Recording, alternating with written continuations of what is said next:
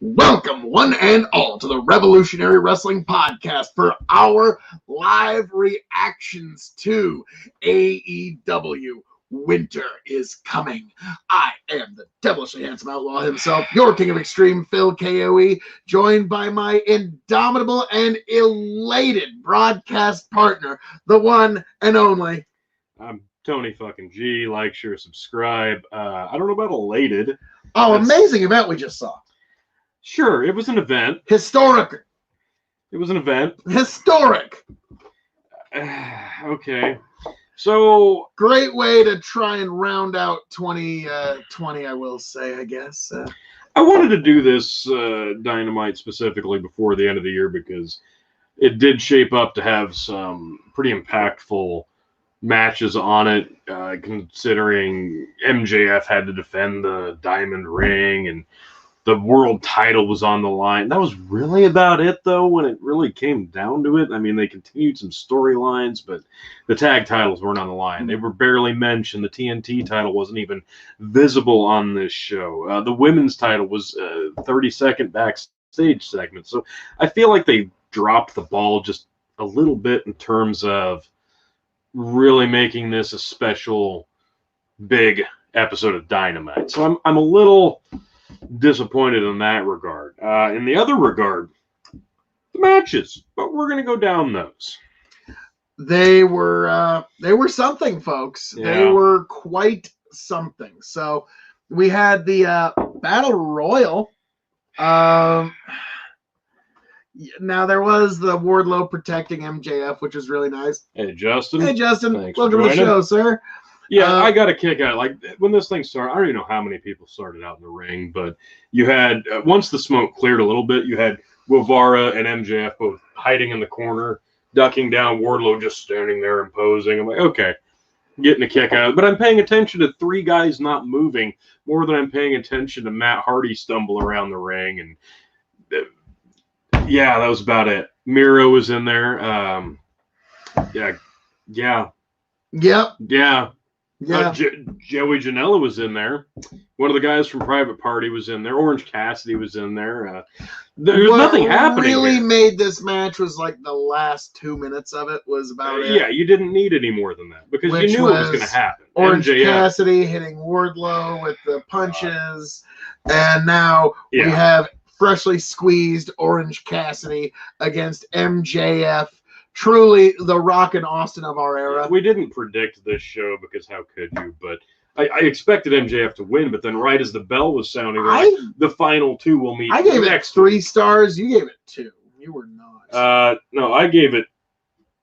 Yeah, no, you gave it 2.5. I gave it 2. Oh, okay. You're looking at a much different match that I don't want to talk about. Yeah, I gave it 2.5 because it was fun. It was. I didn't love it. I thought, okay, maybe it gets down to Guevara and MJF, and they can have a I did one-on-one. Like the Hangman Page almost got eliminated. Then the Dork Order saves him, and that was it. And then he gets dumped 3 seconds later. I don't know why we're that was great storytelling there, guys. Yeah. Oh, yeah. Just brilliance. But I don't know why we're committed to ruining MJF in 2020. I mean, I understand that's the year to destroy everything, but MJF was one of the things that, like, kept me coming back to AEW weekly, and they've really gone out of their way to try to bring him down in terms of quality, pairing him with Jericho in the Inner Circle, who's been a comedy act for most of the year, and now you have him going up against Orange Cassidy next week, and I'm not looking forward to that at all. I think it's going to be very offensive to somebody who's a fan of MJF. I'm probably going to like it. Yeah, you probably will, but MJF is going to find a way to be brilliant in this, and you know it. Sure, of course he will. You know what? You know what he should do? He should come out, kick him in the balls, pin him. That's the match. Because I've seen Orange Cassidy's shtick. It's the same match. Hands in the pockets and kick him in the balls. It's the same match every time. I don't need to see. Have Wardlow distract the referee. Yeah, I don't need to see it. Kick him in the balls while his hands are in his pockets. Perfect. I don't need to see Orange Cassidy's shtick. I've seen it enough this year. Moving right along, Jericho versus Frankie Kazarian. I've been a fan of Kazarian's for many a year, and he's a damn fine mechanic in the ring.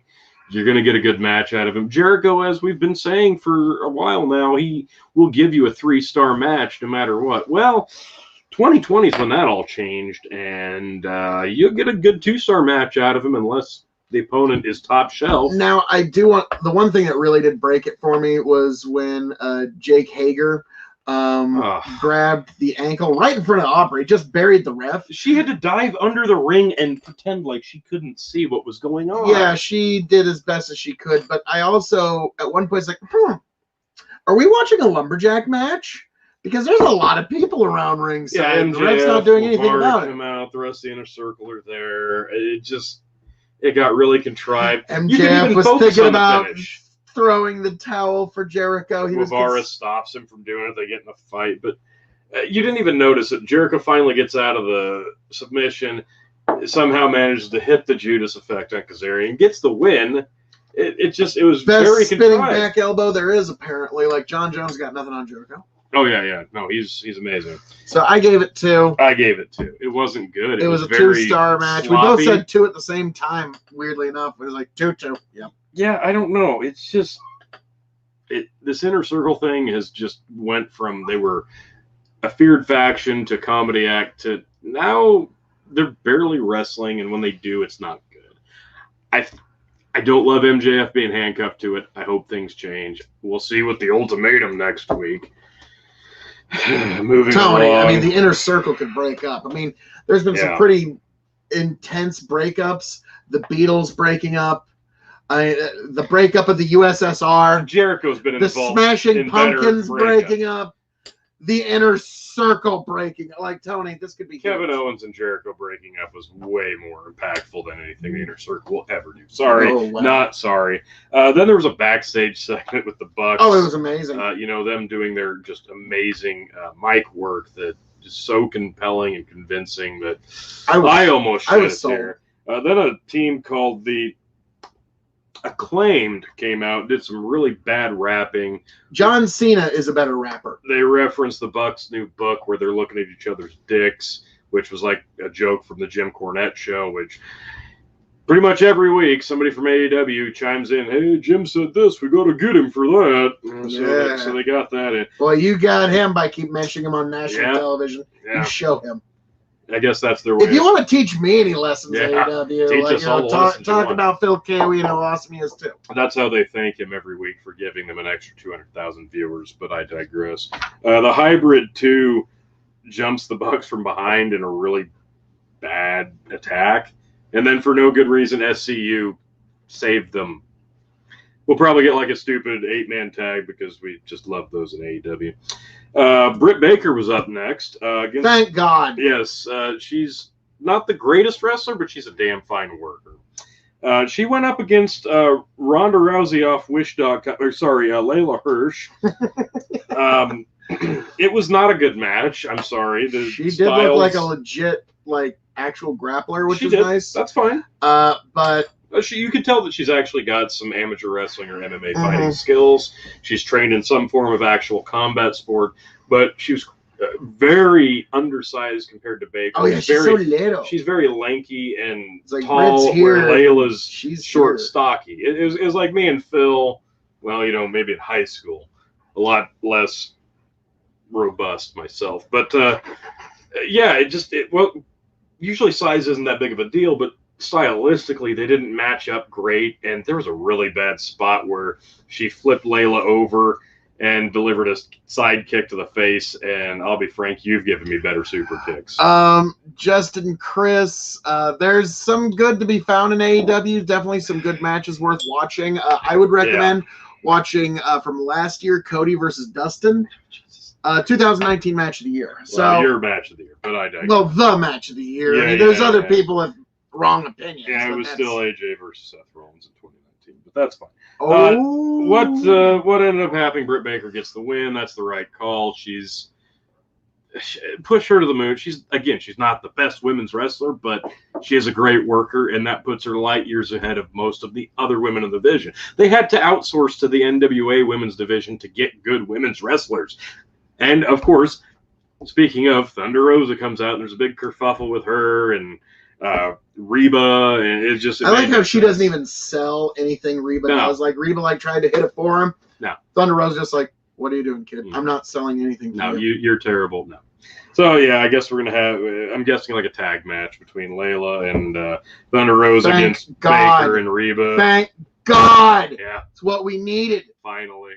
I mean, at least Thunder Rosa's in there, so there's. Yeah, at one point they were hyping up next week, and there was a match announced: Dustin Rhodes versus 10 of the Dark Order. I'm like, finally, fucking finally. Thank you. Like. I've been basically since the inception of AEW. I've been waiting for that match. Dustin versus 10. Oh, I'm getting ahead of myself. Which he's got a pretty good chance against Dustin because when Dustin was in WCW, he was 7, and 7 is not as much as 10. So you see, 10 could just run away with it. That is a hell of a reference there, Phil. Give me credit on that one. I'm probably the only one that's going to get that, but I give you credit. That's pretty good. If we were scoring this, I'd give you almost a half a point. The next match was Cody Rhodes and Darby Allin against Team Taz, Powerhouse Hobbs, and Ricky Starks. And this is where things kind of picked up a little bit.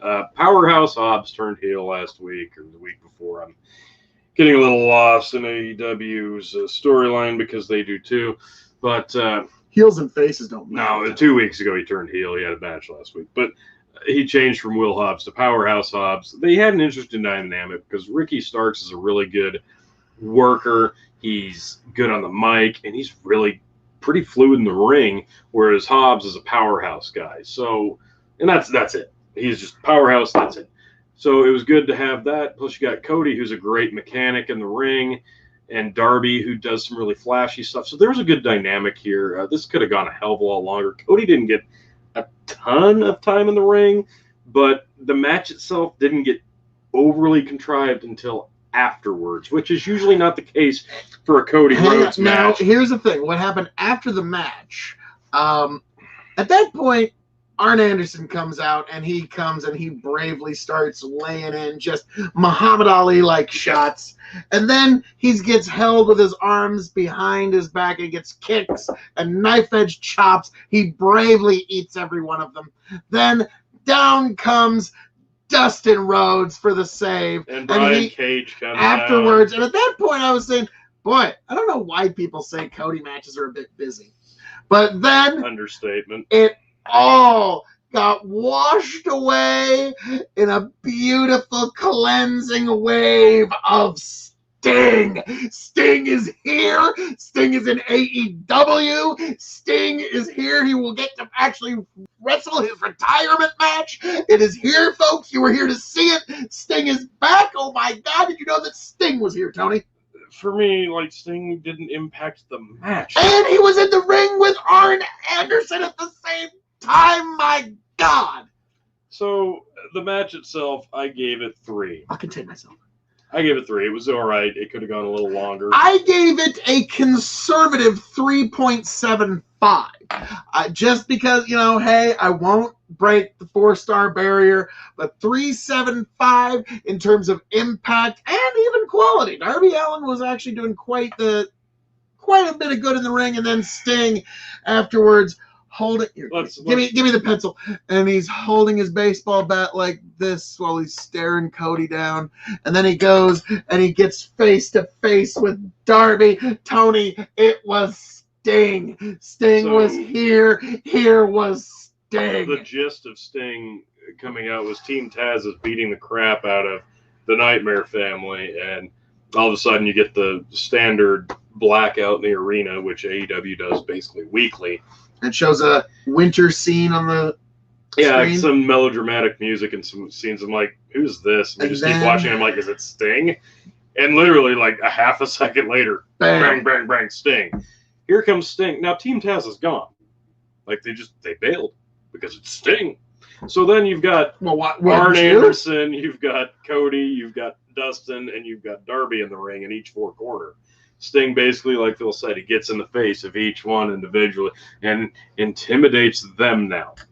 So what's his beef with Team Taz that they ran away? And Why is he intimidating Cody and Tony, company? It didn't Sting make a has lot of always sense. been the ethereal force of justice in wrestling. Didn't So make I will sense. not hear it was necessary. He will always be there for the babyface save at the end of the if show. If it wasn't for Sting's debut, like this would have been probably one of the worst episodes of Dynamite that I remember. Well, I'm sorry. We still have more history to cover. But folks, Well, in case you didn't know, in case you're unaware, Sting is in AEW. Yeah, Probably their biggest get. Let's be be frank. Like, there's no bigger get than he's God. going to get a proper retirement now, and I'm on guessing board from for Cody. that. I'm hoping from Cody. Or Darby. One of the two is going to retire Sting. God. Darby would make sense if you honestly want to think about it that way. Honestly, you could get a year out of this. You do one off feud with Darby in which Sting gets the W. Okay. Darby gets to say he got to have a program with Sting. It's going to bring him up. Sting gets the W, so he has momentum going into a match against Cody Rhodes, and that's the retirement match. Sure. So that would be how I would would book that. Justin Chris says, I'll probably watch now. Well, yeah, I mean, it's fucking Sting. Yeah. I mean, what? So, it's different. It's not WWE, which, I mean, yeah, WWE's, you know what you're getting. So, considering that it did have Sting, Tony, are you sure you don't want to amend? No, I'm going with 3 because I'm basing the match I saw, which is I'm basing the match. entire presentation, because we've done it with the Hell in a Cell main event last year. We took the whole presentation together, and that was part of the grade. The finish was part of the match. Which also, strangely enough, that match also had an AEW champ. Hey, bring it all back around. But that was earned. So then we had Sheeta being scared of a bag. Yeah, this was so last week on Impact, we'll get to that. The Kingdom last of week on for Dynamite. SCP fans. Last week on Dynamite, Abaddon came out after Sheeta's match and scared her. She spits blood and she crawls around like a zombie. It's awkward. I am very scared. So this week, they're ripping off an angle from NXT currently in the works where Cameron Grimes is scared of Dexter Lumis. So now Sheeta, who can barely speak English, is given lines in English that you can tell she has no idea how to convey to the audience, where she's basically pretending to not be scared of Abaddon, but she is. Something bumped off screen. Oh, can we finish this later? And she runs away. I must say, Hikaru Shida, I really do believe the fear. Like, she totally sells me on it. Like, I am sold that this is legitimate emotion. Yeah. So then we move on to the main event. Yeah. Kenny Omega challenges one Jonathan Moxley Esquire. I'm not sure if that's true. For the AEW World Heavyweight Championship. This is why I wanted to watch this, because I'm like, this... Oh, we haven't even rated it yet. No, we haven't. We can give them on air. This is why I wanted to watch this week's episode live, because like this could be that singles match that really drives home AEW for the year. Like, this is it, because they don't have another pay-per-view until the end of like February, when we have Revolution. So I was really excited for this. I mean, the build was a little quick. I think they could have gotten a few more weeks out of this. I don't know why they rushed it. Guess we'll see. But here we are nonetheless. Oh, man. So this starts out really slow. It does. We went through a couple commercial breaks. Because there were a few. Yeah, because there was a half an hour. There was like 3 commercial breaks during this match. Yeah, and wow. This was really slow. And then it started picking up, when they went out of the ring, which is not saying much for Jon Moxley match, because it always goes out of the ring almost immediately. And once it got out of the ring, we're sitting here going, oh my God. Like, it wasn't apparent before. It was. But like, it's glaringly apparent here. Nobody gives a shit about the rules. The refs are buried in every match. The refs up to like a 600 count. Like, come on, yeah, please, we were kind of making the joke during one of the matches about doing a 600. Like, don't you know, Tony? That's rule in AEW. The ref has to honor a 600 count outside the ring. And that's how you actually know when it's time to come back. He rolled back in and rolled out, and then there was like another 3 minutes went by, and finally the ref has to like pretend, come on, please, get back in the ring. He's like, quit burying me so hard. Like, I thought the ref was supposed to be important too. So but then they get he does like a, no, excuse me, this happened first. He delivers the paradigm shift, the double arm DDT, his finish. He delivers it. Doesn't cover. In the middle of the match. Delivers it, hits it, and then just stops. Gets all angry. Gets mad. Could have went for the pin, could have won. Right there. No. Goes out of the ring. Goes get some chairs. Gets 2 chairs from out of the ring. Ringside. Oh, God. We're going to throws them into the match. They're both sitting in chairs. He props the chairs up adjacent from each other. He sits in a chair. He wakes Omega up. Omega stumbles to sit in the chair, and then they do this. They have the sequel to Sissy Boy Slap Fight 2. Yes, literally. We both had the same thought, like, oh my God, this is Sissy Boy Slap Fight 2. It's the sequel. And if you don't know what Sissy Boy Slap Fight is, all you're you lucky. Kenny Omega marks, go look on YouTube. Sissy Boy Slap Fight's an independent film that Kenny Omega starred in back in the day. You'll never be able to look at him the same again. But they did this spot. After Moxley hits him with his finisher, he puts him in a chair. They slap each other, they punch each other, then they wrestle a little bit more. Then Kenny Omega hits Phil, the Tiger Driver 98. Which, here's the problem. It wasn't able to get the 3 count, so apparently it was only a Tiger Driver 97. If he would have hit a Tiger Driver 99 or even 20. If he hit a 2000. Or, a 100. This would have been over. 2000. How do you want to look at that? Easily. But then they end up back out of the ring, of course, because of course they did.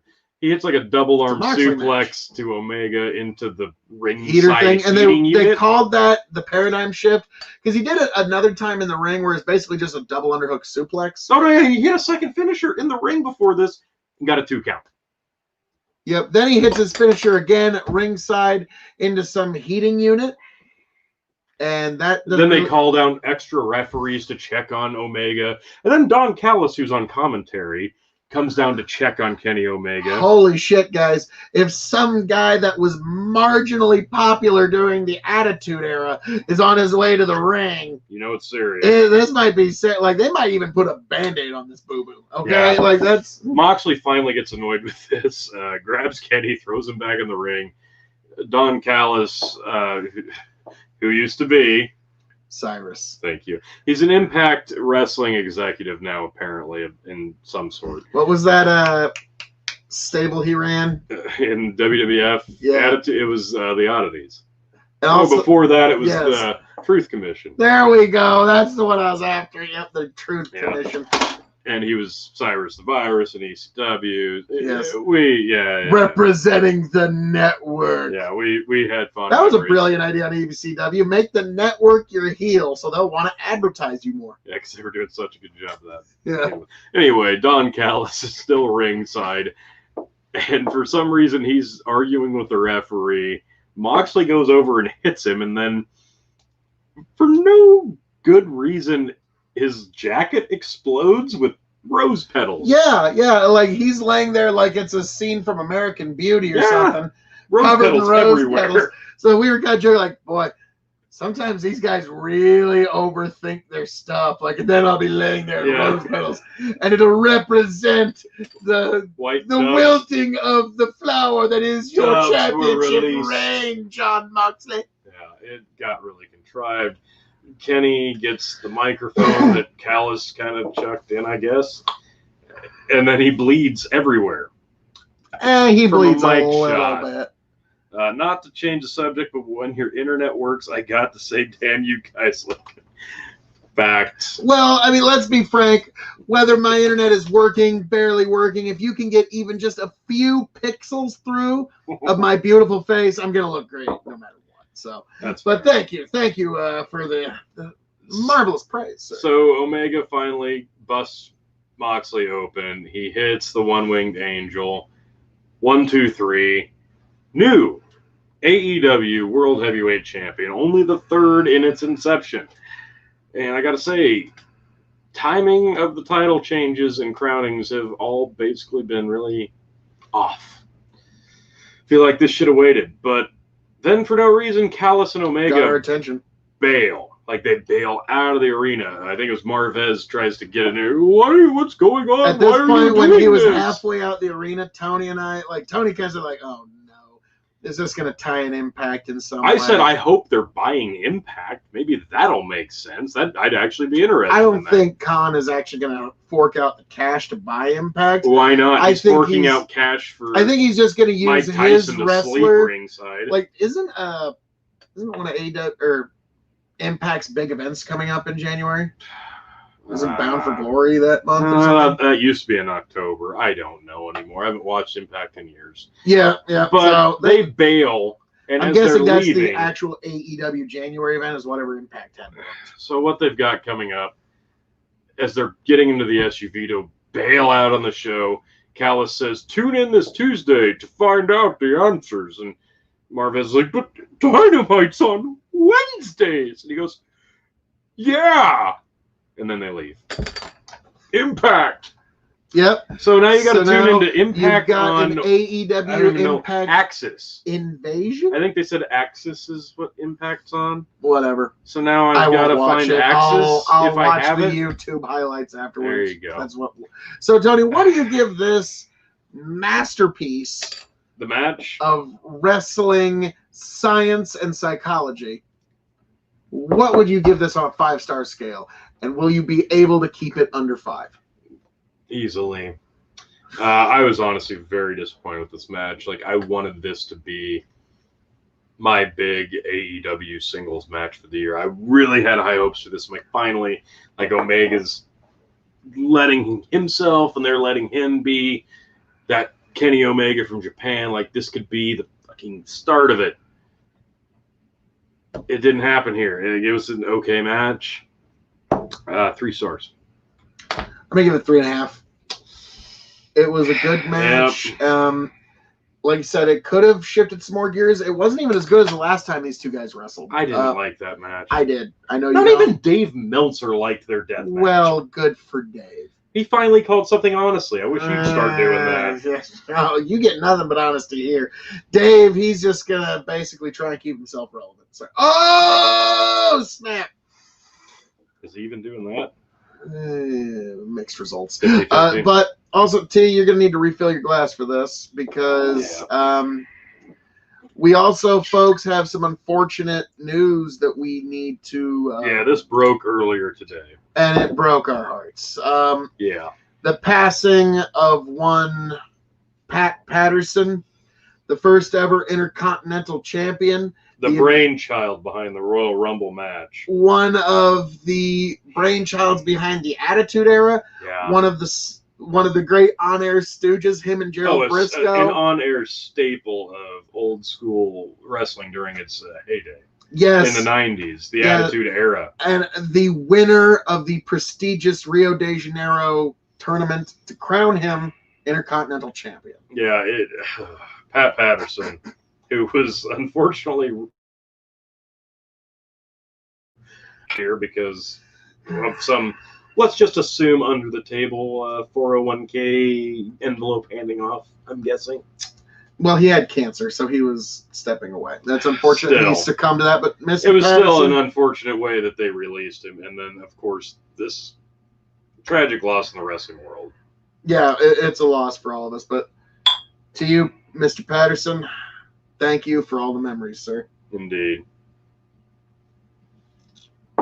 And, it's kind of strange that people that you don't even know have an impact on your life. Pat Patterson, he was a main focal point of Raw during the McMahon-Austin feud. Like, you can think about it in the background. Like, Pat Patterson and, like, Gerald Briscoe were always kind of a part of that storyline, and they were there for some of the greatest drawing numbers in professional wrestling television history. They were there for that. Like, you can say, sure, they were in the background, but they were a focal point in most weeks. They were integral parts of the story. They were there to eat the stunner more often than not from week to week. So Vince McMahon got away, but at least somebody ate a stunner that week. I mean, even during, you're talking about guys who were retirement age when they were doing it, but Gerald Briscoe, when he had evening gown matches, 2 old men having lingerie wrestling matches, and we were still getting, 5s on the Nielsen ratings during these weeks. Yeah, he was a tremendous mind, and also another thing that was so fascinating about his life was when Tony and I were very young, Pat Patterson was the first person we were ever aware of as a gay person. We did not know who, this was the first time we'd ever been exposed to such a thing.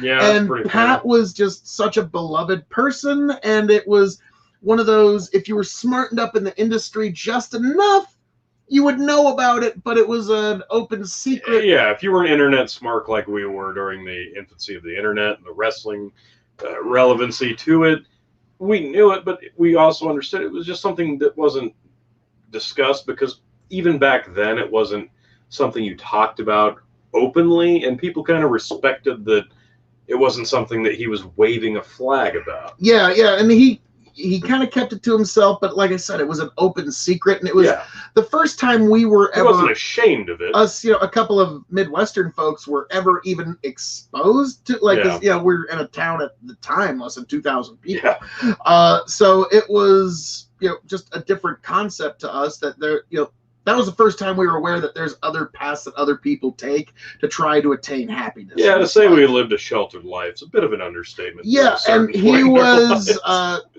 But yeah, so that was that point of entry to that entire way of life was good old Pat. We all loved Pat Patterson. And so it was one of those I'm sorry, he's a great guy. So obviously this is can't be a bad thing, obviously. So the flip side of that coin was Gold Dust. That was a work. Yeah, that was a work. Yeah, Dustin Runnels was... He was given an unfortunate gimmick. Yeah, Pat never, kind of played up to any of that. He was just Pat Patterson, and it was great. And he was... sexuality didn't matter way before sexuality didn't matter. Yeah, that's a great way of putting it. And it was kind of one of those things that, it wasn't talked about very much in the 90s, but, in the 90s, if you were in the world of wrestling, you were kind of... I don't know how to... You're kind of ahead of the curve in terms of acceptance, because some of your most beloved people in the industry, they themselves were homosexual. Well, even things like The Simpsons, if you look back, it's pretty cringeworthy when The Simpsons even started to foray into the world of LGBTQ. I mean, that's even way more cringeworthy than some of the stuff in the wrestling world, if you can believe that.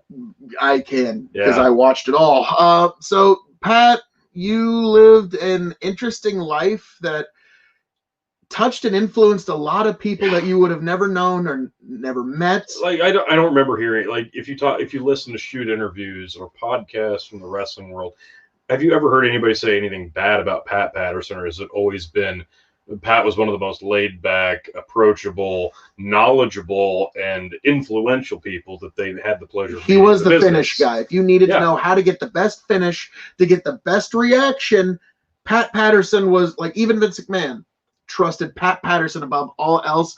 Yeah. Tony and I went to the Royal Rumble earlier this year, a match invented by Pat Patterson. So, again, this is a man who, without our even knowing, had a tremendous impact on our lives. And so, one more time, I'm going to raise my glass to you, Pat Patterson. You have gone home, and you are now in the loving arms of those who loved you before. So, thank you. Your journey is complete. Your suffering is over. Your battle is won.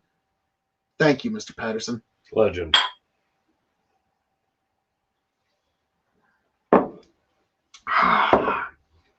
And I think it's only fitting that we're both drinking Irish whiskey, considering his name was Patterson. I mean, come on. There's probably a little bit of Irish in there. I'm going to say at least 50%. Probably at least. Yeah. So, folks, I think this is the right time. Yes. This has been an amazing review of AEW, and it's also been a fitting and touching tribute to one Pat Patterson. So, as I'm known to say around here, all that being said, this has been our review, reaction, and our coming together of the Revolutionary Wrestling Podcast. All of our varying people that love to watch it, the audience, thank you for coming together. I am your King of Extreme, Phil K.O.E., signing off and handing it off to my indomitable broadcast partner, your 7-time champ, Tony fucking G. Join us back here later this month for WWE TLC. Hit that subscribe button, get the notifications, and I promise you, it's going to be a good one no matter how bad the card sucks. And, of course... oh, the most important battle this year. But before we get to that, we got one more comment. Good seeing both. Yeah, oh, thank you, Justin. But the most important battle this year coming up will be Tony versus Phil K.O.E. Year in review. This will be contested. It's going to be, things are going to get heated. Tempers are going to flare. But you are going to be here to see it, folks. The Year in Review 2020. Quite a year to review. We got about 10 categories this year, and we're going to try to streamline it to make it serviceable, but I can't promise anything from him. It's going to be a good one. Podcasters talking about wrestling. Yeah, that'll be brief. Now, this is what you come here for, is to basically see, the glory that is Phil K.O.E. and also to see Tony G, try to retain the King of Extreme level glory. It will happen someday. That's what I do. Folks, thank you for joining us. 7-time champ. For now. TLC will turn that all around, folks. So, folks, thank you for joining us. Please like, share, subscribe. Like, share, subscribe over at me at KOE Nation 2. And also head on over to Big Bucket Entertainment for the Dog and Chicken Show. Facebook, YouTube, which we're gonna be live there tomorrow. Yes, tomorrow night. The comeback of Thirsty Thursday after Thanksgiving weekend kicked all of our asses pretty hard. So, all right, folks, thank you for joining us. We'll see you tomorrow night, and we'll see you later this month. Yeah, for the Revolutionary Wrestling Podcast. Later, folks.